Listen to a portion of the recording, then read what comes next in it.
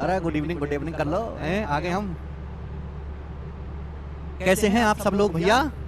ए भैया, क्या तुम लोग होली खेल लिए हैं? अरे होली खेल लिए तुम लोग? बढ़िया जी बढ़िया, गुड गुड गुड गुड। तो बच्चों, आज की क्लास होगी बहुत भयानक, पार्टी होगी बहुत भयंकर आज की क्लास में। आज की क्लास में दोस्तों हम जानेंगे reverse deviation method. Reverse deviation method आज की क्लास में इंप्लीमेंट होगा। चलिए शुरू करते हैं प्यारे बच्चों आज की कहानी। ओके, क्या आप सभी लोग पढ़ने के लिए तैयार हैं? हाँ जी, मैं एकदम ठीक हूं।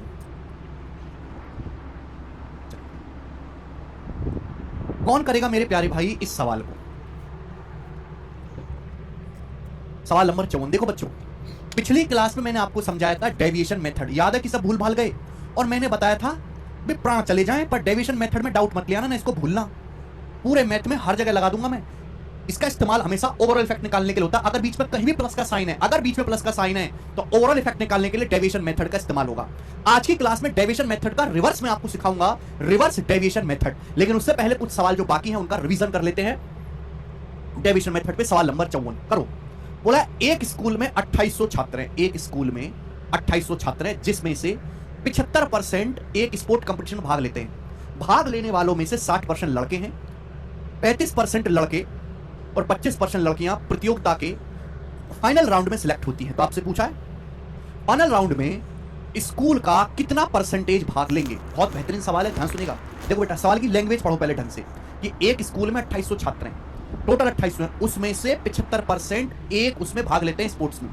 स्पोर्ट्स कंपटीशन हो रहा है, उसमें से 75% भाग लेते हैं। ध्यान से सुनिएगा मेरे प्यारे भाई, एक स्कूल में टोटल 2800 छात्र हैं और टोटल छात्रों का 75% एक स्पोर्ट कंपटीशन भाग लेते हैं। अब जितने लोगों ने भाग लिया है मेरे दोस्तों, ध्यान सुनिएगा, भाग लेने वालों में से 60% लड़के, बाकी लड़कियां हैं। ध्यान सुनिएगा मेरे दोस्तों भाई, अगर टोटल 100 है तो 100 में से 75% ने ही भाग लिया है, सारे स्टूडेंट ने भाग ही नहीं लिया। बोला है जितने स्टूडेंट ने पार्टिसिपेट किया है उसमें से 60% लड़के हैं। 60% की फ्रैक्शन वैल्यू 3/5, यानी कि टोटल अगर 5 स्टूडेंट ने पार्टिसिपेट किया है ना, 5 तो 5 में से 3 लड़के हैं, बाकी की जो 2 हैं वो लड़कियां हैं। 60% बॉयज हैं, 40% गर्ल्स हैं। अच्छा, 35% लड़के, 35% बॉयज और 25% गर्ल्स फाइनल राउंड के लिए सिलेक्ट हो जाती हैं। 35% बॉयज और 25% गर्ल्स फाइनल राउंड में सिलेक्ट हो जाती हैं। तो आप मुझे बताओ कि टोटल स्टूडेंट, आप बताओ भाग लेने वालों का, जितने स्टूडेंट ने पार्टिसिपेट किया है, जितने स्टूडेंट ने पार्टिसिपेट सिलेक्ट हुए, ये आप मुझे बताओ। सवाल का डाटा बहुत आसान है, तो मैं कैसे निकाल सकता हूं? वेटेड एवरेज से कि भाई 3 लड़कों का 35%, 35 या 105 और 2 लड़कियों का 25%, 25 दूनी 50। तो 35 या 105 और 50, 155% आउट ऑफ टोटल कितना मेरे दोस्तों? 3 और 2 5, यानी कि 155/5 31% आ गया, 31%। क्या आपको ये बात समझ में आ गई? यहां तक किसी बच्चे को कोई समस्या? आप बोलोगे नहीं सर कोई भी समस्या नहीं है। यहां तक किसी बच्चे को कोई दिक्कत? यानी कि मेरे दोस्तों जितने स्टूडेंट ने पार्टिसिपेट किया है, क्या आ गया मेरे दोस्तों? 31% आएगा। लेकिन आंसर तो ऑप्शन में है ही नहीं। आप कहोगे सर आपने गलत बताया। गलत नहीं है, एक्चुअली सवाल अभी पूरा हुआ ही नहीं है। सवाल ये कह रहा है कि जैसे भाई एक स्कूल में 100 बालक हैं, 100 में से 75 बालक ही खेल खेलने गए, स्पोर्ट में पार्टिसिपेट करने गए। उन 75 बालकों में से 31% सिलेक्ट हुए, तो पूरे स्कूल का फाइनल राउंड में कितने, पूरे स्कूल का कितना परसेंट भाग लेंगे? भाई आप ये समझो कि अगर टोटल 100 बालक है ना, अगर स्कूल में टोटल 100 बालक है, 100, अगर स्कूल में टोटल 100 बालक हैं तो 100 में से 75 बालक ही स्पोर्ट में पार्टिसिपेट करने गए। कितने? 100 में से 75 बालक ही। और इन 75 में से सिलेक्ट कितने हुए हैं? 75 का 31%। टोटल स्कूल, अगर टोटल स्कूल में 100 बालक है तो 100 का 75% ने ही स्कूल में पार्टिसिपेट किया कंपटीशन में। 100 में से 75 ही स्पोर्ट खेलने गए और उन 75 बालकों में से, ये टोटल स्कूल का नहीं आया, ये केवल भाग लेने वालों का आया है, उस 75 में से 31% ने ही मेरे दोस्तों फाइनल राउंड में क्वालिफाई किया है। तो टोटल 100 बच्चों में से इतने बच्चे ऐसे हैं जिन्होंने फाइनल राउंड क्वालिफाई किया। ये आएगा आंसर 75 गुणा 31%। अब बताओ ये क्या होता है मेरे प्यारे भाई? जल्दी से जवाब दो। 75 का 31%, मैं इसको ऐसे भी लिख सकता हूं कि 31 का 75%, 31 का 75%, 75% कितना होता है? 3/4। 75% कितना होता है? 25%, 1/4, 71% 3/4। अब 31 क्या? 93। 93 को 4 से भाग दूंगा तो 23 बार जाएगा, 23 सही 1/4। यानी कि अगर टोटल 100 लड़के, टोटल अगर स्कूल में 100 स्टूडेंट हैं तो 100 में से 23 सही 1/4 ने, 31 3 कम 3 3 9, 23 सही 1/4 आ रहा है। ठीक है ना, ये ऑप्शन गलत है मेरे दोस्तों। यहाँ पर ये 23 सही 1/4 इस सवाल का सही आंसर होना चाहिए, यानी कि टोटल 100 में से 23 सही 1/4 फाइनल राउंड में पास जो है क्वालिफाई किए, तो आंसर आएगा 23 सही 1/4%, ऑप्शन इसका बी है। ब्रेक करके भी कर सकते हो, बढ़िया सवाल है, एक बार फिर से आप इसको रिपीट करके देखिएगा, अच्छा क्वेश्चन है। आगे चलिए नेक्स्ट, अगला सवाल सीजीएल 2023 के पेपर का क्वेश्चन। देखो प्रीवियस ईयर में बहुत सारे सवाल इस पे आ रखे हैं, बहुत सारे सवाल प्रीवियस ईयर में, ठीक ना। चलिए मेरे प्यारे भाई करके बताओ जी सवाल का क्या आंसर होगा। 23 सही 1/4 आंसर है। बोला in an examination a candidate had to sit for 3 paper ABC. एक एग्जाम में एक कैंडिडेट को 3 पेपर देने थे ABC. The candidate secured 75%, 80% in paper B and 60% in paper C. If the weightage assigned to appear ABC were 40%, 50% and 10% respectively, then find the weighted percentage of marks obtained by the candidate when all the 3 paper were together. देखो ध्यान सुनिएगा मेरे प्यारे भाई, एक student ने 3 paper दिए ABC, एक स्टूडेंट ने 3 पेपर दिए मेरे दोस्तों ABC, एक स्टूडेंट ने 3 एग्जाम दिए मेरे प्यारे भाई A, B और C। क्लियर है? आप बोलोगे हाँ जी सर। बोला पेपर A में 75% नंबर स्कोर किया है उसने, पेपर B में 80% नंबर स्कोर किया है, जबकि पेपर सी में 60% स्कोर किया है। तो बोला है पेपर ए में 75% अंक हासिल किए, पेपर बी में 80% अंक हासिल किए, पेपर सी में 60% अंक हासिल किए। अब ध्यान से सुनिएगा, ये लाइन बड़ी खास है कि जो वेटेज असाइन किया गया है पेपर ए, पेपर बी और पेपर सी को 40%, 50% और 10% असाइन किया गया। वेटेज का क्या मतलब है? देखो एक स्टूडेंट ने 3 पेपर दिए, तीनों पेपर के मार्क्स सेम नहीं है, तीनों पेपर के फुल मार्क्स सेम नहीं है। आप बताओ अगर तीनों पेपर 100 नंबर के हैं तो paper A 40%, paper A 40 number का है। ये ध्यान से सुनिएगा मेरे दोस्त, कितना मुश्किल है भाई तुम लोगों को समझाना। अगर वेटेज का मतलब ये है कि आप बेटा पेपर दे दो बहुत सारे, फिजिक्स का, मैथ का, केमिस्ट्री का, अंग्रेजी का, जैसे सीजन का पेपर होता है, अरे सीजन में मैथ पूछा जाता है 90 नंबर का, जीएस आ रही है 45 नंबर की, इंग्लिश आ रही है 60 नंबर की, तो ये क्या इनका वेटेज है हर सब्जेक्ट का अलग अलग। तो पेपर एबीसी का जो वेटेज है 40%, 50%, 10%, यानी कि अगर टोटल पेपर 100 नंबर का है तो 100 का 40%, 40 नंबर का सब्जेक्ट ए आएगा, 50 नंबर का सब्जेक्ट बी आएगा और 10 नंबर का सब्जेक्ट सी आएगा। टोटल हो गया 40, 50, 90 और 10, 100, टोटल 100 हो गया।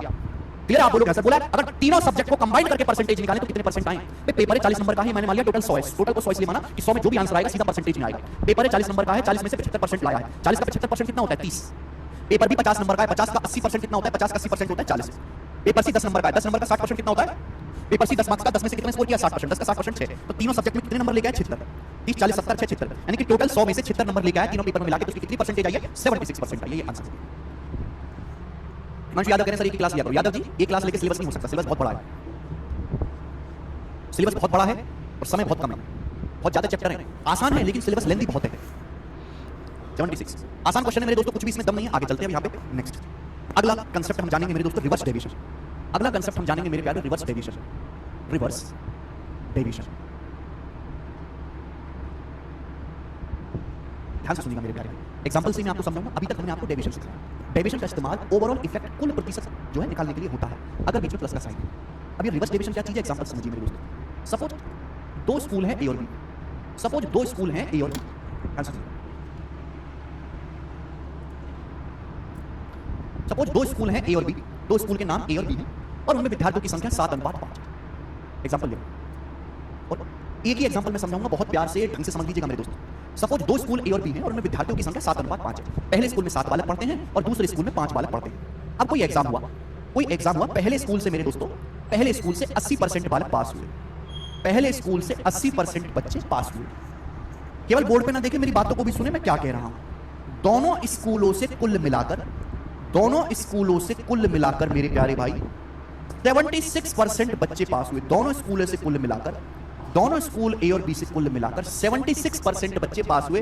दोनों स्कूलों से कुल मिलाकर 76% बच्चे पास हुए। तो मेरा सवाल है, ये बताओ कि स्कूल बी से कितने परसेंट बच्चे पास हुए? यानी कि रिवर्स डेविएशन का मतलब यह है कि यहां पे आपको ऑलरेडी ओवरऑल दिया हुआ होगा, यहां पर बच्चों आपको ऑलरेडी ओवरऑल दिया हुआ होगा और कोई चीज मिसिंग होगी जो आपको निकालनी है, कोई परसेंटेज मिसिंग होगी जो आपको निकालनी है। सभी को समझ में आया? डेविएशन में क्या करते हैं हम लोग? ओवरऑल निकालते हैं कि भाई दोनों स्कूल हैं ए और बी, इसमें इतने परसेंट पास हुए, इसमें इतने परसेंट पास हुए, बताओ दोनों स्कूलों से मिलाकर कितने परसेंट पास हुए। लेकिन रिवर्स डेविएशन, नाम में ही रिवर्स लगा हुआ, रिवर्स डेविएशन में होगा उल्टा। आपको ओवरऑल दिया जाएगा और आपसे ये पूछा जाएगा, या ये परसेंटेज पूछ लेगा या ये परसेंटेज पूछ लेगा। फिर से मैं सवाल कहता हूं कि 2 स्कूल ए और बी हैं, उनमें विद्यार्थियों की संख्या 7:5 है। पहले स्कूल में 80% पास हुए, स्कूल ए में 80% पास हुए, नहीं पता स्कूल बी में कितने परसेंट पास हुए। बोला ये गया है कि अगर दोनों स्कूलों से मिलाकर ए और बी से 76% स्टूडेंट पास हुए हैं तो बताइए स्कूल बी से कितने परसेंट स्टूडेंट पास हुए? ये सवाल है। सभी को समझ में आ गया? एक सवाल पिंकी भुसारे जी, परसेंटेज को एक चैप्टर की तरह मत समझो। जो बच्चा परसेंटेज को समझेगा ना, इसका पेपर में एक सवाल आने वाला है, ये इतना इंपॉर्टेंट नहीं है, वो कभी जिंदगी में गणित सीख नहीं सकता। परसेंटेज पूरा अर्थमेटिक मैथ का जो है हथियार है। एक मकान हम बना रहे हैं, ये मकान की नींव है, बुनियाद।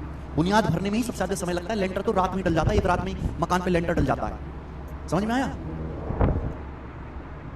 ठीक है जी। अब बताइए कैसे? देखो मेरे प्यारे भाई, ये बात आप लोग जानते होंगे कि अगर दो स्कूल में विद्यार्थियों की संख्या का रेशियो 7:5 है, 7:5, अगर ओवरऑल 76% स्टूडेंट पास हुए हैं, अगर ओवरऑल 76% स्टूडेंट पास हुए हैं, तो स्कूल ए में भी, अगर देखो ध्यान सुनिएगा मेरे दोस्तों, अगर स्कूल ए में 76% बच्चे पास हों और स्कूल बी में भी 76% बच्चे पास हों, तो ओवरऑल भी 76% बच्चे ही पास होंगे। ये बात कहने की है कि नहीं? अगर देखो ओवरऑल कितने बच्चे पास हुए, दोनों स्कूल में मिलाकर 76% बालक पास हुए।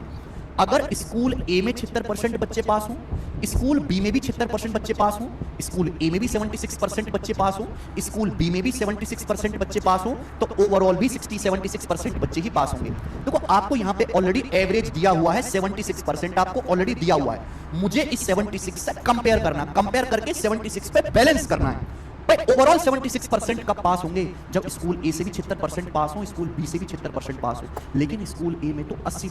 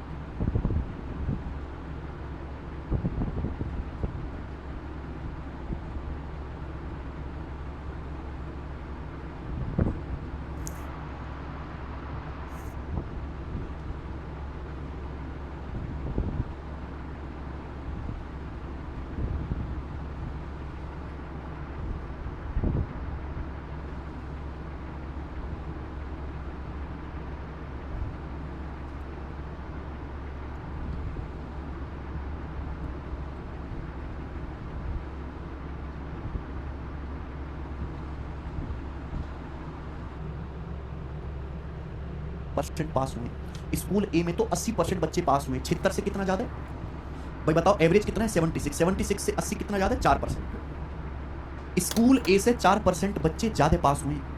स्कूल देखो ओवरऑल कितने बच्चे पास हुए? 76%। तो स्कूल ए से भी 76 होना चाहिए, स्कूल बी से भी 76 होना चाहिए, लेकिन स्कूल ए में कितने बच्चे पास हुए? 80%। 76 से कितना ज्यादा है? 4% ज्यादा है। तो स्कूल ए में 7 स्टूडेंट का 4% ज्यादा पास हुए। स्कूल ए में 7 स्टूडेंट का 4% ज्यादा पास हुए मेरे दोस्तों। स्कूल ए में एवरेज से 7 स्टूडेंट का 4% ज्यादा पास हुए। तो बैलेंस करने के लिए मेरे दोस्तों यहां जितना ज्यादा है दूसरे स्कूल में उतने ही फेल करवा देते हैं। हो जाएगा ना बैलेंस? बताइए मेरे प्यारे भाई ये हमको ये रखना है बैलेंस, हमें ये रखना है रिजल्ट, हमको ये रिजल्ट रखना है। एक स्कूल में इतने बालक ज्यादा पास हो गए, दूसरे स्कूल में उतने बालक फेल करवा दो। बैलेंस का नियम है, हमें ओवरऑल एवरेज 76 पे बैलेंस करना है, तराजू को 76 में बैलेंस करना है। 76 से कम, यहां भी 76% पास होनी चाहिए, यहां भी 76% पास होनी चाहिए, बट यहां 80% पास हुए, एवरेज से 4% ज्यादा। 7 स्टूडेंट का 7 लड़कों का 4% ज्यादा पास हुए। तो बैलेंस करने के लिए मेरे दोस्तों यहां पर बैलेंस करने के लिए यहां पर 7 लड़कों का 4% फेल करवा देते। जितना एक्स्ट्रा है यहां, जितना एक्स्ट्रा है मेरे प्यारे भी वहां इतना कम होगा।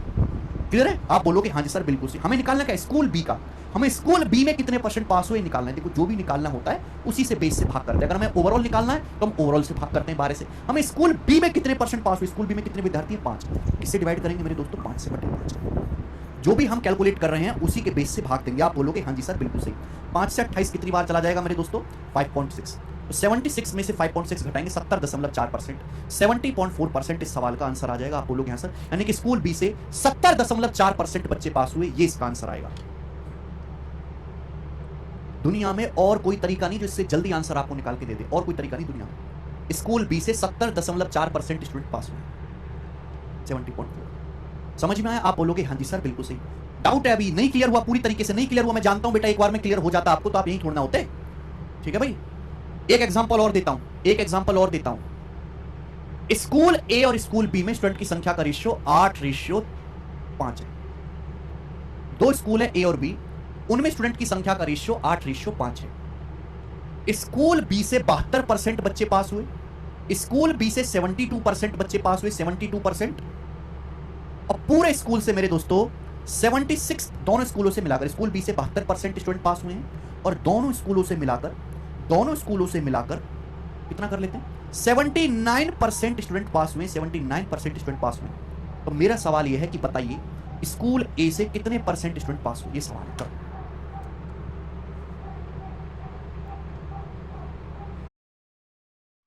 दो स्कूल हैं ए और बी, उनमें विद्यार्थियों की संख्या का रेशियो 8:5 है।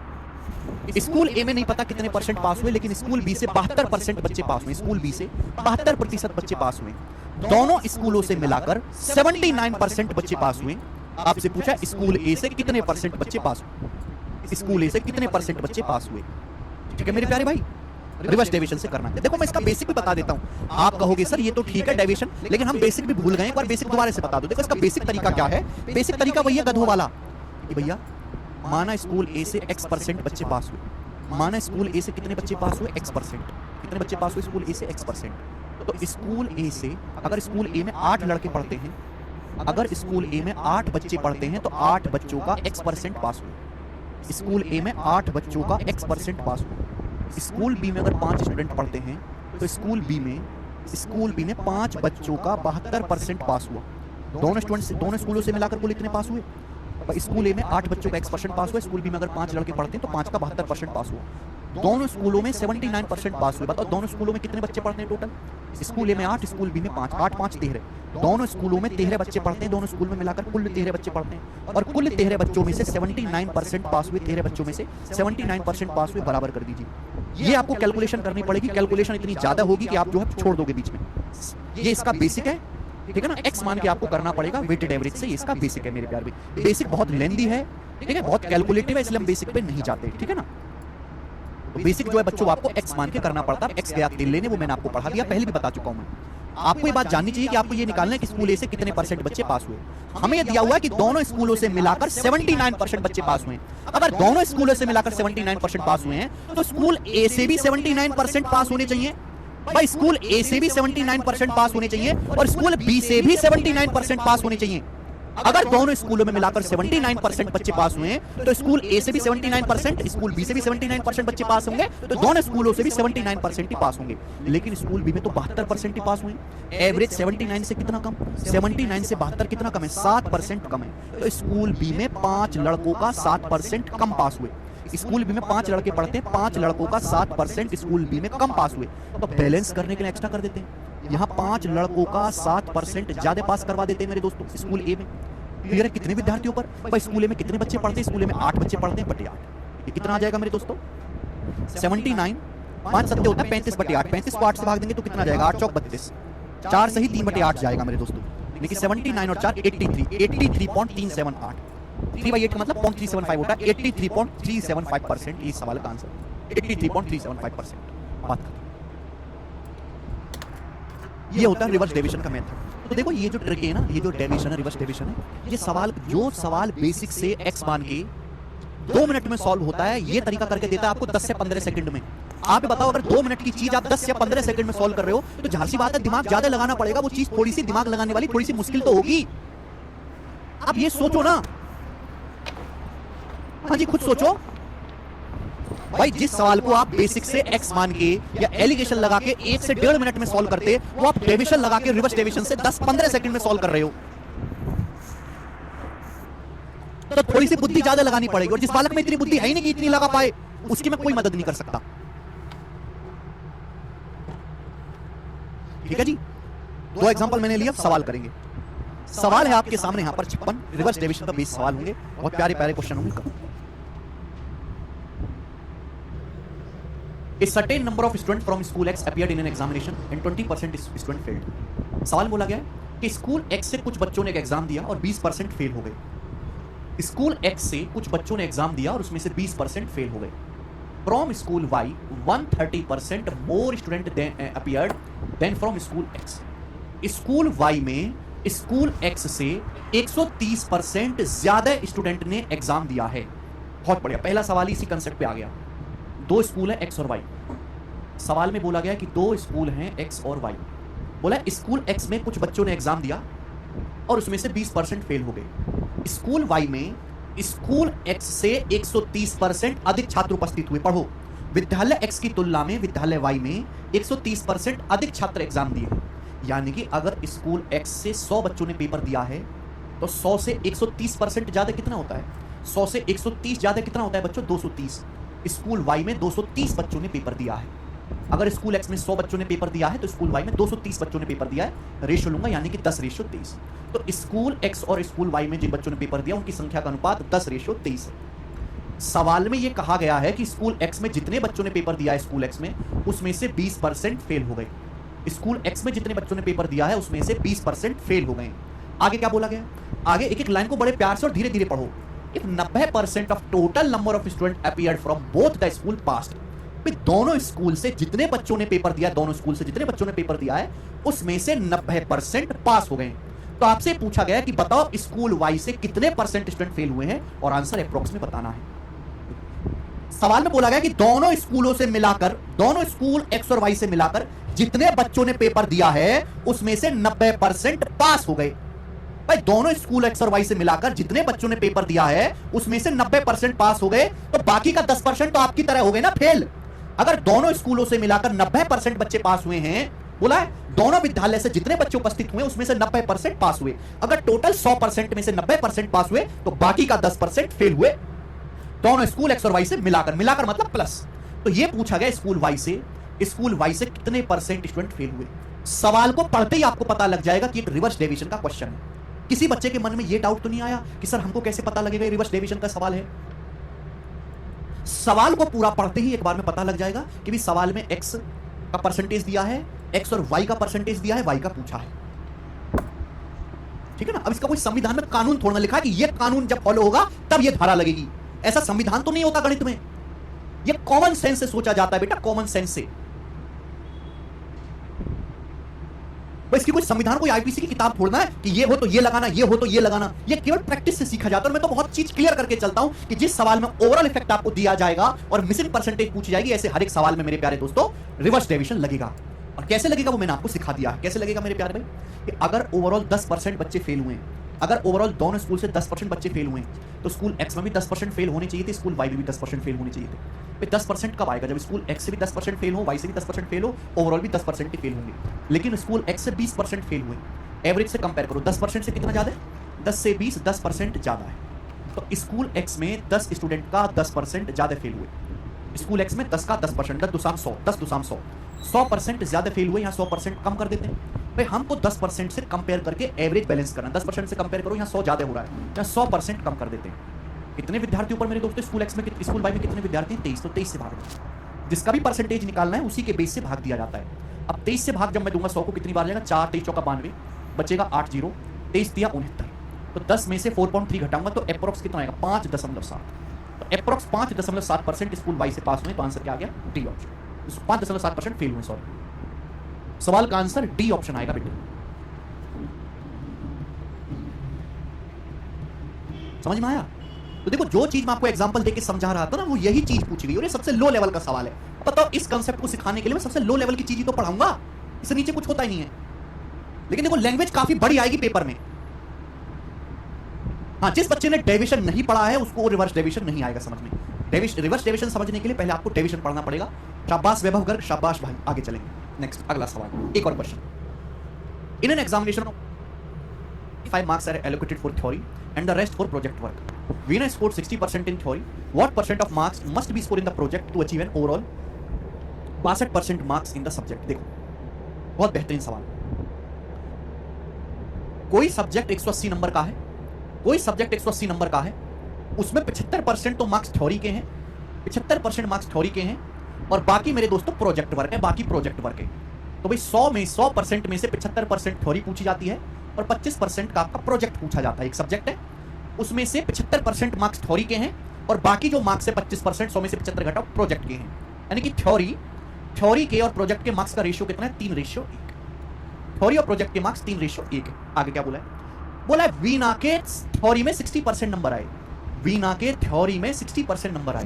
तो आपसे ये पूछा गया कि बताओ प्रोजेक्ट में कितने परसेंट नंबर उसको स्कोर करना चाहिए, प्रोजेक्ट में कितने परसेंट उसको स्कोर करना चाहिए जिससे कि उसके ओवरऑल सब्जेक्ट में 62% मार्क्स आए। ओवरऑल सब्जेक्ट का मतलब थ्योरी प्लस प्रोजेक्ट में मिलाकर तो सब्जेक्ट बना है। सब्जेक्ट कैसे बना? थ्योरी प्लस प्रोजेक्ट में मिलाकर उसके ओवरऑल 62% मार्क्स आए। तो आपसे पूछा प्रोजेक्ट वर्क्स में कितने परसेंट लाने पड़ेंगे। 180 का सवाल से कोई लेना देना नहीं है कि मैं पहले पढ़ा चुका हूं कि हमें बेस की एग्जैक्ट वैल्यू चाहिए ही नहीं होती, हमें तो बेस का रेशियो चाहिए होता है केवल। आप बताओ अगर हमें ओवरऑल 62% नंबर चाहिए तो यहां भी ओवरऑल 62% नंबर कब आएंगे? भाई किसी बालक के थ्योरी में भी 62% आए, प्रोजेक्ट में भी 62% आए, तो ओवरऑल सब्जेक्ट भी 62% आएगा। भाई प्रोजेक्ट में भी 62% नंबर बनने चाहिए, थ्योरी में भी 62% बनने चाहिए, पर थ्योरी में बना है 60। 62 से 60 कितना कम है? 2% कम है। तो थ्योरी में 3 नंबर का 2% कम स्कोर है, थ्योरी में 3 नंबर का 2% कम है स्कोर। तो बैलेंस करने के लिए प्रोजेक्ट में 3 नंबर का 2% ज्यादा लाना पड़ेगा। प्रोजेक्ट में भाई थ्योरी में जितना कम आया है प्रोजेक्ट में उतना ज्यादा लाना पड़ेगा। कितने मार्क्स में? 1 मार्क्स में बटे 1। तो 62 जमा 6 68 आ गया। तो प्रोजेक्ट में 68% नंबर लाने पड़ेंगे। ये आंसर है, सी ऑप्शन। इतने प्यारे प्यारे बालक है मेरे, राजाओं की तरह सवाल कर रहे हैं भाई। देखो एक बात बताऊं मैं, हकीकत कि जितनी एसएससी में वैकेंसी आने वाली हैं उससे ज्यादा बच्चों ने सवाल का सही आंसर कमेंट में बता दिया है। जितनी एसएससी में वैकेंसी आने वाली हैं उससे ज्यादा बच्चों ने लाइव क्लास में इस सवाल का सही आंसर कमेंट में बता दिया है। अब जिन बच्चों का नहीं आया है आंसर, वो समझो कि वो तो भीड़ में कभी शामिल ही नहीं थे, वो तो खुट्टल खिलाड़ी है, खुट्टल खिलाड़ी। ठीक है, मैं नहीं चाहता कि आप कब केवल जो है हमारे पास आके केवल मुझे फीस दो, मैं ये नहीं चाहता। मेरा मकसद आपसे कोई फीस वसूलना नहीं है। मैं चाहता हूँ कि अगर आपने हमें अगर थोड़ी सी फीस दी है पढ़ने के लिए तो आप उससे 10 गुना मुझसे वसूल के जाओ, 10 गुना सीख के जाओ। लेकिन वो आप पे निर्भर करता है, मैं आपको मार मार के नहीं पढ़ा सकता। मैं जो चीज़ पढ़ा रहा हूँ वो पूरे हिंदुस्तान में सबसे सॉलिड है, सबसे सॉलिड कंटेंट। इतना सीक्वेंस में, इतना धीरे धीरे, इतना सिस्टमेटिक आपको कहीं भी नहीं मिलेगा, कहीं भी नहीं। सब देखिए दुनिया, लेकिन बच्चा मेहनत करने को तैयार नहीं। मैं बच्चे की औकात वही दिखाई देता हूँ, मैं डिमोटिवेट नहीं कर रहा। मैं आपको बता रहा हूँ कि तुम भीड़ से बाहर हो, तुम्हारी तो कोई गिनती नहीं हो रही है अगर तुम ये चीज नहीं कर पा रहे। क्यों नहीं कर पा रहे? क्योंकि आपने पढ़ा नहीं ढंग से। आप घर पे जाकर उतनी मेहनत नहीं कर रहे जितनी करनी चाहिए। अगर मैं आपके मुंह पे कह देता हूं भाई तू घर पे जाके इतनी मेहनत नहीं कर रहा, उतनी पढ़ाई नहीं कर रहा जितनी करनी चाहिए एक बच्चे को, और इस वजह से तेरी नौकरी नहीं लगेगी, तू भूखा मरेगा, तो ये डिमोटिवेट करना नहीं है, ये बच्चे को उसकी हैसियत, उसकी औकात बताना है। और मैं सीधा मुंह पे बताता हूं। बिल्कुल दीपांजलि, एलिगेशन से भी हो जाएगा, लेकिन एलिगेशन थोड़ा ज्यादा कैलकुलेटिव है, तरीका बहुत आसान है।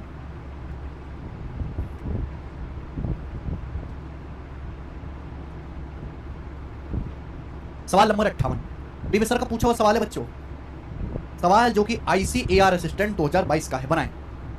हाँ जी दीपांजलि,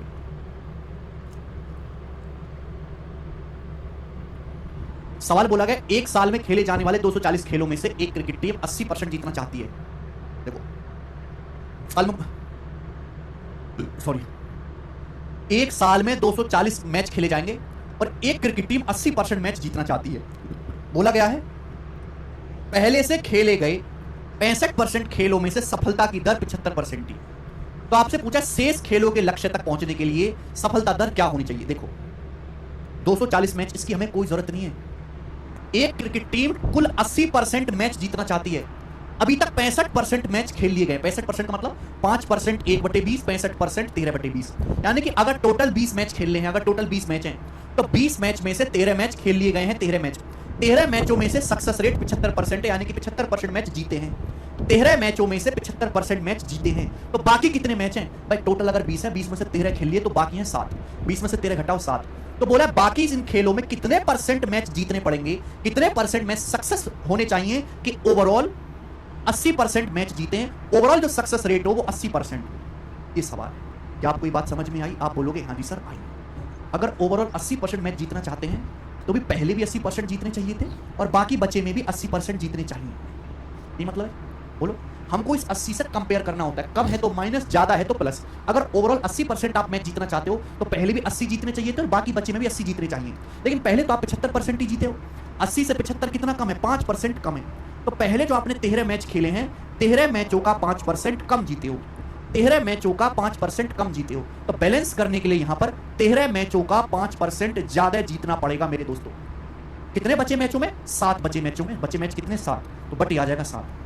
तेरे पंजे 65, 65 से भाग देंगे 7 को तो 7 राम 63, बचेगा 2, दशमलव लगा के 0 बढ़ा लेंगे, 7 21, तो अप्रोक्स 80 में 9.3 जोड़ेंगे 89.3%। तो लगभग 89.3% मैच आपको बचे हुए में जीतने चाहिए। डी ऑप्शन आंसर हो गया। मुझे लगता है मेरे भाई बहुत ही एक स्टेप में आंसर निकालूंगा बेटा, एक स्टेप में आंसर आएगा। कोई भी सवाल हो। अगला सवाल, सवाल नंबर 59। सवाल एसएससी जीडी 2023 के पेपर का है। देखो मैं एक ही कंसेप्ट पे सवाल करा रहा हूं, रिवर्स डेविएशन प्रैक्टिस करवाना चाहता हूं। ऑफलाइन में क्या होता है? ऑफलाइन में मैंने देखा बहुत सारे सीट टीचर्स की कि भाई एक ही लैंग्वेज पर 10 सवाल दिए हुए हैं, बस डाटा बदला हुआ, 5% अगले में 6%, अगले में 7%। अरे उससे बच्चा क्या सीखेगा? रट्टू तोता थोड़ा बनाना। एक कंसेप्ट पे अलग अलग लैंग्वेज के कई सारे सवाल करवाएं, जिससे कि बच्चा कंसेप्ट भी सीखेगा, कैलकुलेशन भी मजबूत होगी, उसके भाषा का भी ज्ञान बढ़ेगा। कि बच्चे का गणित में कमजोर नहीं है, इन बच्चों की कमजोरी सवाल को समझने में भी है। वो तभी दूर होगी जब आप अलग अलग लैंग्वेज के सवाल करोगे, ना कि एक जैसे सवाल आप करोगे। बार बार वही सवाल करवाता हूं कि स्कूल में इतने पास, स्कूल में इतने पास, बताओ पूरे में कितने पास, और उसी पे 10 सवाल करवा दो, उसका कोई फायदा नहीं है। चलिए, बोला 2 आदमी ए और बी के वजन का अनुपात 5:3 है। सवाल में बोला गया है, सवाल में बोला गया कि 2 आदमी ए और बी के वजन का रेशियो 5:3 है। बहुत बढ़िया। 2 आदमी ए और बी के वजन का रेशियो 5:3 है। बोला यदि ए के वजन में 5% की वृद्धि होती है, ए के वजन में 5% की वृद्धि होती है और ए और बी का कुल भार 15% बढ़कर 92 किलो हो जाए, तो बी के भार में हुई प्रतिशत वृद्धि ज्ञात कीजिए। 92 किलो की कोई जरूरत नहीं, मैं तो परसेंटेज निकालना। ए का वजन 5% बढ़ता है और ए और बी का कुल वजन 15% बढ़ता है। ए और बी का कुल वजन, कुल मतलब प्लस आ गया ना बेटे, 15% बढ़ता है। तो पूछा बी के वजन में कितने प्रतिशत की वृद्धि हुई, आपसे पूछा। जीडी का सवाल है। जीडी तो कोई हाई लेवल का पेपर नहीं है, बहुत छोटा पेपर है, उसमें से सवाल आते हैं तो आपको करने पड़ेंगे बेटा, आप इनसे पीछा नहीं छुड़ा सकते। देखो अगर ए और बी का वजन 15% बढ़ा है, ए और बी का कुल वजन 15% बढ़ा है, तो ए का भी 15% बढ़ना चाहिए वजन। देखो अगर कुल वजन 15% बढ़ा ए और बी का, तो ए का भी 15% बढ़ना चाहिए बच्चों, बी का भी 15% बढ़ना चाहिए। अगर ए का वजन भी 15% बढ़े, बी का भी 15% बढ़े, तो कुल वजन भी 15% ही बढ़ेगा। लेकिन मेरे प्यारे भी ए का वजन 5% ही बढ़ा। 15 से 5 कितना कम है? 10% कम है। ए का वजन 10% कम बढ़ा है ना, 5 का 10%, 5 दूसरा 50 है ना। ए का जो वजन है 5 किलो का 10%, 5 का 10 कितना होता है? 50%। ए का वजन 50% कम बढ़ा है, तो बैलेंस करने के लिए बी का 50% ज्यादा बढ़ा देते हैं। कितने किलो पर बी का वजन है? 50/3 आएगा मेरे प्यारे भाई। आप जानते हैं कि भाई ये चला जाएगा 16 बार और 2/3 आएगा 0.66। 15 में 16 जोड़ेंगे तो 31.66 सवाल का आंसर है। 31.67% अप्रॉक्स ऑप्शन नंबर ए होगा। बात समाप्त। सभी बच्चे इसको कर पाए हैं, वो भी बड़े प्यार से आगे चलेंगे। सवाल नंबर बच्चों यहाँ पर 60 पर बहुत बड़े सवाल। देखो बच्चों ये जो सवाल आपके सामने स्क्रीन पर है, ये सवाल एसबीआई क्लर्क के पेपर का है 2019 का। अब बैंकिंग का सवाल भी कर पाओगे इसी तरीके से मेरे दोस्तों, बिल्कुल इसी तरीके से बना दीजिए आप। लेकिन बैंक मात्रा के लिखा जाता है। मैं आपसे पूछता हूं कि करके बताओ इस सवाल का क्या आंसर है। पहले मैं आपको करने के लिए देता हूं, करके बताएं।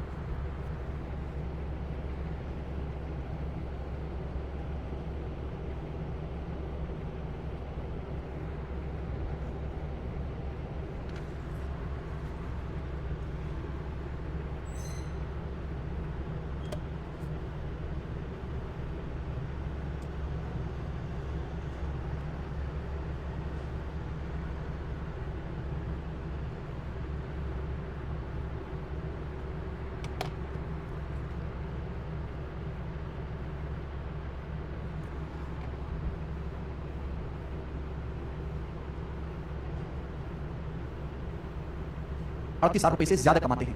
तो बोले कंपनी द्वारा महिलाओं का कौन सा हिस्सा है जो या तो ₹38,000 के बराबर कमाता है या उससे कम कमाता है। बहुत बेहतरीन। आखिरी लाइन में ट्विस्ट है, आखिरी लाइन में मेरे दोस्तों ट्विस्ट है। तो ज्यादा कमाने वाले पे ले लेते हैं। बोला है सवाल में, ये बोला गया है कि 75% मेरे दोस्तों आदमी ₹38,000 से ज्यादा कमाते हैं। ज्यादा ज्यादा, मैंने ज्यादा वालों पे कर रहा हूं कैलकुलेशन। 75% आदमी ऐसे हैं जो सालाना ₹38,000 से ज्यादा कमाते हैं। अब बोला कंपनी के टोटल 48% कर्मचारी ऐसे हैं, कंपनी के टोटल 48% कर्मचारी ऐसे हैं जो ₹38,000 से ज्यादा कमाते हैं। कंपनी के कर्मचारी मतलब कंपनी में मेल प्लस फीमेल मिलाकर 48% लोग ऐसे हैं जो ₹38,000 से ज्यादा कमाते हैं। तो आप मुझे ये नहीं बता सकते कितनी प्रतिशत महिलाएं ऐसी हैं जो ₹38,000 से ज्यादा कमाती हैं? क्या आप ये नहीं बता सकते? अगर ओवरऑल 48% है तो ये भी 48 होना चाहिए, ये भी 48 होना चाहिए। अगर ओवरऑल 48% है बच्चे तो ये भी 48 होना चाहिए, ये भी 48 होना चाहिए। पर आदमी कितना कमा रहे हैं? 75। अब 48 से 75 कितना ज्यादा है? 27% ज्यादा है। 48 से 75 कितना ज्यादा है मेरे दोस्तों? 27%। यानी कि 2 आदमियों का 27% ऐसे हैं जो ₹38,000 से ज्यादा कमा रहे हैं। 2 आदमियों का 27% एक्स्ट्रा है। तो बैलेंस करने के लिए कम कर देंगे, बैलेंस करने के लिए मेरे दोस्तों यहाँ पे कम कर देंगे। कितने पर? कितनी औरतों पर? 3 औरतें बटी 3 नाम 27, 2 नाम 18। 48 में से 18 घटाएंगे 30%। यानी कि ये आ गया बेटा कि 30% महिलाएं ऐसी हैं जो ₹38,000 से ज्यादा कमा रही है। 30%, ठीक है ना। ये मैंने कैलकुलेट करके निकाल लिया कि 30% महिलाएं ऐसी हैं जो ₹38,000 से ज्यादा कमा रही हैं। लेकिन बच्चों सवाल में क्या पूछा है? सवाल में तो ये पूछा है कि महिलाओं का कौन सा अंश ऐसा है जो या तो 48,000 रुपए के बराबर कमा रहा है, उससे कम कमा रहा है। अगर 30% महिलाएं 38,000 से ज्यादा कमा रही हैं तो 100 में से 30% घटाओ, 100 में से 30% घटाओ, कितना आएगा? 70%। 70% महिलाएं ऐसी होंगी जो या तो 38,000 रुपए कमा रही होंगी या उससे कम कमा रही होंगी, और 70% को क्या कहते हैं? 7/10। तो सवाल का आंसर आ गया डी ऑप्शन, 7/10। बहुत बढ़िया हिमांशु जी, बिल्कुल आप डायरेक्ट कम पे भी कैलकुलेशन कर सकते थे। यहाँ पहले मैंने ज्यादा वाला निकाला, फिर घटा के कम निकाल लिया। आप सीधा भी कम पे कैलकुलेशन कर सकते थे, आंसर सेम ही आएगा बेटा। ये चीज मुझे बताने की जरूरत नहीं है आप लोगों को। आगे चलेंगे बेटा। देखो मेरे बेटा, कितना मजा आएगा आपको, कितना मजा आएगा, किस खुशी खुशी आप सवाल करोगे। बच्चों मैंने आपको समझाया था, मैं आपको पढ़ा चुका हूं कि इनकम बराबर एक्सपेंडिचर प्लस सेविंग, आय बराबर खर्चा प्लस बचत। ये मैं आपको पढ़ा चुका हूं, आय बराबर खर्चा प्लस बचत। बीच में क्या है? प्लस। मैंने आपको ये भी सिखाया है कि जहां बीच में प्लस का साइन आता है वहां डेविएशन लग जाएगा, जहां बीच में प्लस आएगा वहां डेविएशन लग जाएगा।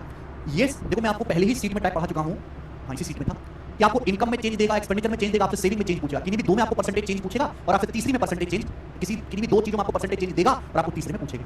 तो बेटा इनकम एक्सपेंडिचर सेविंग वाले सवाल को मैं आपको 100 मान के तो सिखा चुका हूं, 100 मान के कैसे करना है, लेकिन आप इन सवालों को डेविएशन से भी कर सकते हो, डेविएशन से भी कर सकते हो। देखो जरा, क्योंकि हम ये बात जानते हैं कि आय बराबर खर्चा प्लस बचत, आय बराबर खर्चा प्लस बचत। बोला एक आदमी अपनी इनकम का 33 सही 1/3% बचत करता है। 33 सही 1/3% मतलब 1/3।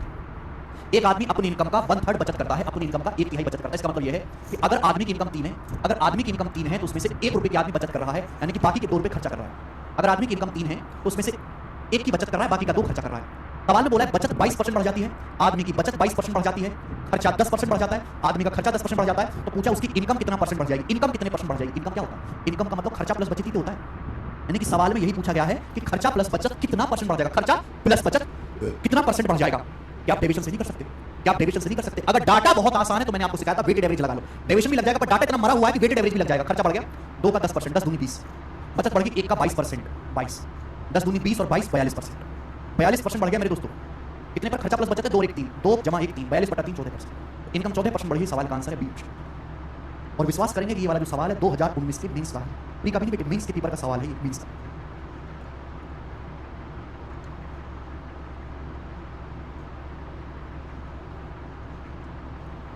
एक और क्वेश्चन लेते हैं बेटा, ऐसा ही चलिए एक और क्वेश्चन लेते हैं, ये बनाएं एक और। बोला गीता की बचत उसके खर्चे के 28% के बराबर है। आना भी जरूरी था, इसलिए मैंने पहले आपको बेसिक तरीका बताया 100 मान के, x मान के तो बताने से रहे बेटा, x तो चूल्हे में डाल दिया हमने।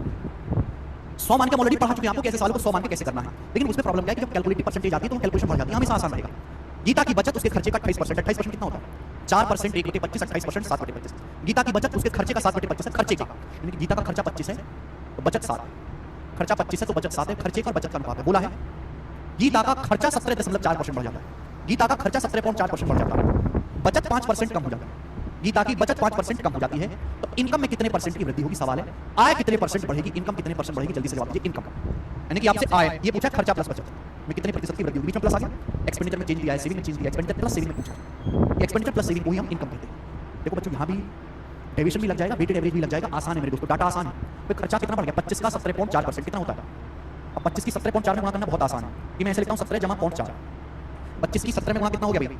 हाँ 3, 25 की 10 में गुणा करो 250 और 175, 250 और 175 हो गई 425, 25 की 0.4 में गुणा करो 10, तो 25 का 17.4% हो गई 435। बचत कितनी घट रही? 7 का 5%, 7 का 5% कितना होता है? 7 पंजे 35, 7 पंजे 35% बचत कम होगी। आउट ऑफ टोटल, टोटल कितना आएगा मेरे दोस्तों? टोटल खर्चा प्लस बचत कितना है? 25 जमा 7, 25 जमा 7 32 बटे 32 आएगा। कितना आएगा मेरे प्यारे? 435 में से 35 घटाएंगे 400, 400 को 32 से भाग देंगे तो 4 से कट जाएगा 100/8, 400 को 32 से भाग देंगे 4 से काटेंगे 100/8, 100/8 कितना होता है? 12.5, तो 12.5% इनकम बढ़ जाएगी। आंसर है 12.5%। अगला 64 बनाए, 100 मान के करोगे ना, 100 मान के, काफी ज्यादा कैलकुलेशन है। बोले सौरभ की बचत उसके खर्च का 16% है। अब हमारा तरीका देखो डेविएशन कैसे होता है। सौरभ की बचत खर्च का 16% है, 16% कितना होता है? 4/25, 4% 1/25, 16% 4/25। सौरभ की बचत उसके खर्च का 16% है, खर्च है 20, यानी कि खर्च अगर 25 रुपए है तो खर्च अगर 25 है तो बचत कितनी है? 4। बचत खर्च का 25% है, खर्च का यानी कि खर्च अगर 25 रुपए तो 25 का 16% ही 4 के बराबर है, बचत 4 रुपए। बोला उसकी इनकम 35% बढ़ती है, इनकम 35% बढ़ती है। इनकम का मतलब खर्चा प्लस बचत। इनकम का मतलब क्या होता है? इनकम का मतलब होता है खर्चा प्लस बचत। खर्चा प्लस बचत 35% बढ़ता है, खर्चा 38% बढ़ता है, खर्चा 38% बढ़ता है। तो पूछा बचत कितने परसेंट बढ़ेगी, बचत में कितने परसेंट की प्रतिशत की वृद्धि या कमी होगी? सवाल क्या रिवर्स डेविएशन नहीं लगेगा? कि स्टेप रिवर्स डेविएशन आप बोलोगे सर करोड़ के लगेगा। 35% से देखो, अगर इनकम 35%, अगर किसी आदमी की इनकम 35% बढ़ी है तो खर्चा भी 35% बढ़ना चाहिए, बचत भी 35% बढ़नी चाहिए। यही नियम कहता है। अगर किसी आदमी की कमाई 35% बढ़ी है, इनकम 35% बढ़ी है, इनकम, तो खर्चा भी 35% बढ़ना चाहिए, बचत भी 35% बढ़नी चाहिए। लेकिन खर्चा बढ़ा 38%। 35 से 38 खर्चा कितना बढ़ा? 3% ज़्यादा बढ़ा। तो खर्चा 25 रुपये का 3% एक्स्ट्रा बढ़ा है। तो बैलेंस करने के लिए यहाँ कम कर देंगे, 25 या 75% यहाँ कम कर देंगे। कितने की बचत पर? 4 रुपये की बचत पर बटे 4। आप बोलोगे हाँ जी सर। सवाल के ऑप्शंस बहुत दूर दूर है, तो मैं अप्रॉक्स कैलकुलेशन करूंगा। 4 से 75 चला जाएगा लगभग 19 बार, 19 चौक 76, और 35 में से 19 घटाएंगे लगभग आएगा 16। तो अप्रॉक्स 16% सवाल का आंसर आएगा डी ऑप्शन, अप्रॉक्स 16%। बताओ बच्चों, ऑप्शन बहुत दूर दूर है, तो 4 से 75 लगभग 19 बार जाएगा, और 35 में से 19 घटाएंगे लगभग 16%। उत्तर इतना बढ़िया तरीका है बेटा, एक स्टेप में आंसर निकाल के देगा, एक स्टेप में। ये कर मेरे प्यारे भाइयों, ये करो। सवाल नंबर है आपके सामने 65। बनाए जल्दी से। एक और सवाल ऐसा ही करके बता। पॉजिटिव का मतलब इंक्रीज हुआ है, माइनस आ रहा है आंसर तो डिक्रीज हुआ है, प्लस मतलब पॉजिटिव, माइनस मतलब राहुल राज डिक्रीज। बेसिक से बहुत बहुत कैलकुलेटिव है।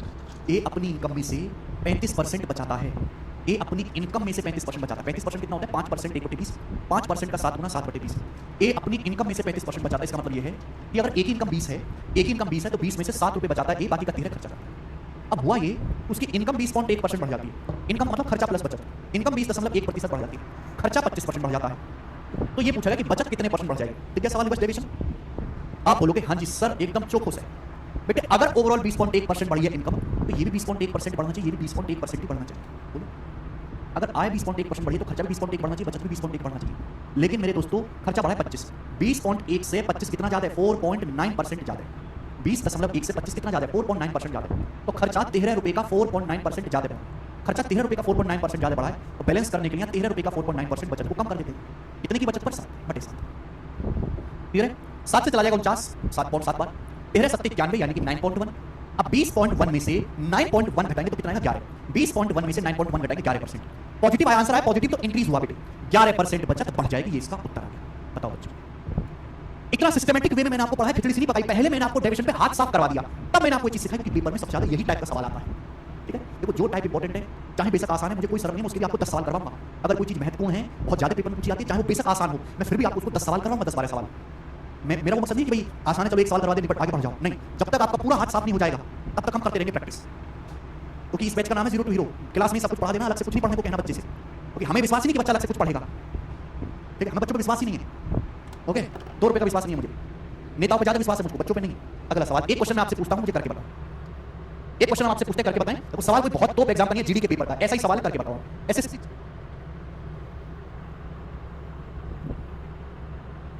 अपनी इनकम में से 35% बचाता है, इनकम में से 35% बचाता है। 35% की फ्रैक्शन 7, 20 है, 7 की बचत करा तो खर्च है। बेटा ढंग से पढ़ा करो।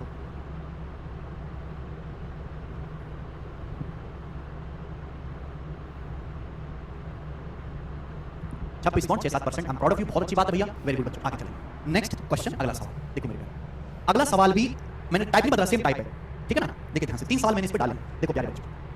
अगला सवाल भी सेम ही कंसेप्ट पे है, बट जबरदस्ती का देखने में डरावना बना दिया जाता है। डरावना बोला है, एक आदमी 500 है, मंथली खर्चा 50,000 रुपए। अगले साल इनकम 33% बढ़ जाती है, खर्चा 18% बढ़ जाता है, बचत कितना परसेंट बढ़ेगी? देखिए, आदमी की इनकम होती है मेरे दोस्तों खर्चा प्लस बचत।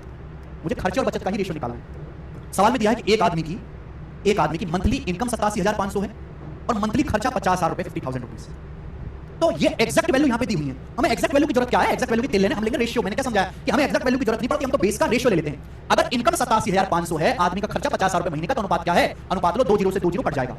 इससे कटता है 125 से। 125 का पढ़ा इसलिए मैंने बोला था याद करो। 125 7 875, 125 चौका 500। इसका मतलब ये हुआ मेरे प्यारे भाई कि अगर आदमी का खर्चा 4 रुपए है, अगर आदमी का खर्चा 4 रुपए, तो उसकी इनकम 7 रुपए है। उसकी इनकम 7 रुपए। अगर आदमी का खर्चा 4 रुपए है, तो 7 रुपए उसकी इनकम है। तो बचत कितनी है? 3। भाई 7 रुपए में से 4 रुपए खर्च कर रहा है, तो 7 में से 4 घटाओ, 3 वो बचत कर रहा है। तो मैंने ये निकाल लिया, आपको दिया नहीं बेटे, निकालना पड़ा आपको। खर्चे का बचत का अनुपात निकालना पड़ा, 4:3। आगे बोला है, अगले साल इनकम 33% बढ़ जाती है। अगले साल उसकी आय 33% बढ़ जाती है। आय मतलब खर्चा प्लस बचत, इन दोनों का योग 33% बढ़ जाता है। खर्चा 18% बढ़ जाता है, खर्चा 18% बढ़ जाता है। पूछा गया है बचत कितने प्रतिशत बढ़ेगी? सेम सवाल बनने बेटे। आप बोलोगे सर अब तो मैं ऐसा करूंगा, किसी ने किया नहीं होगा जमाने में। आप बताओ, अगर इनकम 33 बढ़ी है, अगर आदमी की आय 33% बढ़ी है, तो खर्चा भी 33% बढ़ना चाहिए, बचत भी 33% बढ़नी चाहिए। अगर आदमी की इनकम 33% बढ़ी है, तो खर्चा भी 33% बढ़ना चाहिए, बचत भी 33% बढ़नी चाहिए। खर्चा बढ़ा 18, बताओ 33 से 18 कितना कम है? 15% कम है। 33 से 18 कितना? 15% कम है। तो खर्चा 4 रुपए का 15% कम बढ़ा, खर्चा 4 रुपए का 15% कम बढ़ा है। तो बैलेंस करने के लिए एक्स्ट्रा कर देते हैं। 4 का 15% कितना होता है? 15 चौका 60, 60% एक्स्ट्रा कर देते मेरे दोस्तों, कितने की बचत पर? 3 रुपये की बचत पर बटे 3 से 60 20 बार चला जाएगा। 33 में जब मैं 20 जोड़ूंगा 53%, तो 53% आदमी की बचत बढ़ी। ये सवाल का आंसर है बी ऑप्शन एकदम ठीक है, सब अच्छे से। क्या बच्चों आप इस टाइप के सवालों को हवा में नहीं उड़ा सकते? एग्जाम में बड़ी मेहनत से सवाल बनाए बच्चों को डराने के लिए, पर हमारे रहते हुए कोई बच्चा डर नहीं सकता। बताओ डरेगा कोई? सवाल है भाई साहब आपके सामने, ई था 67, हम लोग लेंगे सवाल नंबर 68। ये बताओ जी, एक और सवाल करेंगे। ऐसा ही सवाल सीजीएल 2022 के पेपर का मैं करके बता देता हूं जल्दी से। बोला है मिस्टर एक्स की, डॉलर है, ये साइन डॉलर का होता है, जैसे रुपया होता है वैसे डॉलर होता है। खर्चा 20,500 है, इनकम 12% बढ़ती है, खर्चा 6% बढ़ता है, बचत कितने परसेंट बढ़ेगी आप जानते हैं? कि आय बराबर खर्चा प्लस बचत। सवाल में कभी घबराना नहीं। बोला ये गया है कि एक आदमी की इनकम 26,500 है और उसका खर्चा 20,500 है, तो मुझे एक्जैक्ट वैल्यू नीचे रेशियो चाहिए। बताओ 2 जीरो तो कटी जाएंगे और किसे आएगा 5 से, 5 बचे 25 और 1 5 दिया 15, इसे आएगा 5 से, 5 चौक 20, 5 एकम 5। यानी कि अगर आदमी की इनकम 53 है तो खर्चा 41 है। अगर आदमी की इनकम 53 रुपए है, 53 रुपए में से 41 रुपए आदमी खर्चा कर रहा है, तो 53 में से 41 घटाएंगे, 53 में से 41 माइनस करेंगे 12, 53 में से 41 घटाओ कितना आएगा 12। 53 में से आदमी 41 खर्चा कर रहा है तो उसकी बचत कितनी है 12? आप बोलोगे हाँ जी सर बिल्कुल। बोला अगले साल इनकम 12% बढ़ जाती है। इनकम अगले साल आदमी की 12% बढ़ जाती है। इनकम मतलब खर्चा प्लस बचत 12% बढ़ जाती है। खर्चा 6% बढ़ जाता है। सवाल के अनुसार खर्चा 6% बढ़ जाता है, तो पूछा बचत कितने परसेंट की वृद्धि होगी, बचत कितना परसेंट बढ़ेगी? आप बताओ। अगर आदमी की इनकम 12% बढ़ी है, अगर आय 12% बढ़ी है, तो खर्चा भी 12% बढ़ेगा, बचत भी 12% बढ़ेगी। बोलो हाँ कि ना? क्या आप मुझे इस बात का जवाब देने के लिए तैयार हैं? अगर आदमी की इनकम 12% बढ़ी है तो खर्चा भी 12% बढ़ेगा, बचत भी 12% बढ़ेगी, लेकिन खर्चा बढ़ा 6%। 12 से 6 कितना कम है? 6% कम है। 12 से 6 कितना कम है? 6% कम है। तो जो हमारा खर्चा है वो 41 का 6% कम बढ़ा है। खर्चा 41 रुपए का 6% कम बढ़ा है, तो बैलेंस करने के लिए 41 का 6% एक्स्ट्रा बढ़ा देते हैं। कितने रुपए की बचत पर? 12 रुपए की बचत पर बटे 12।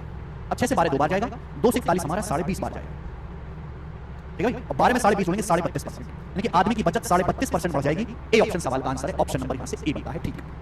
आगे नेक्स्ट और इस टाइप का लास्ट क्वेश्चन डेविएशन पे लास्ट सवाल बेटा, ठीक है ना? डेविएशन पर लास्ट सवाल आप मुझे करके बताएंगे। जीडी के पेपर का सवाल है 2023 का। मैंने इतनी प्रैक्टिस आपको करवा दी है कि आप कल को सॉल्व करके मुझे कमेंट्स में बताइए, जल्दी से बताइए बिना किसी देरी के।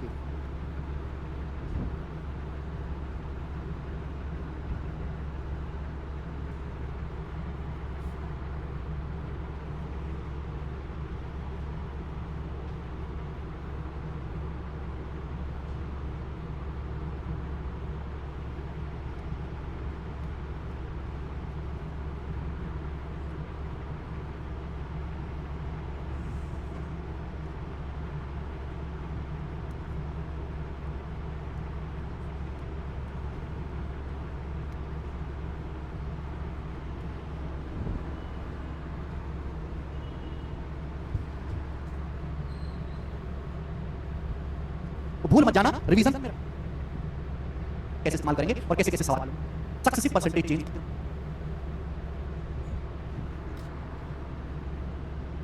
अरे वाह तुम तो बड़े पारे आदमी हो भाई। सब बच्चे खुश होकर आंसर बता रहे हैं। C option 33.17%। मुझे आप पर विश्वास है कि आप लोगों ने एकदम सही किया होगा। आज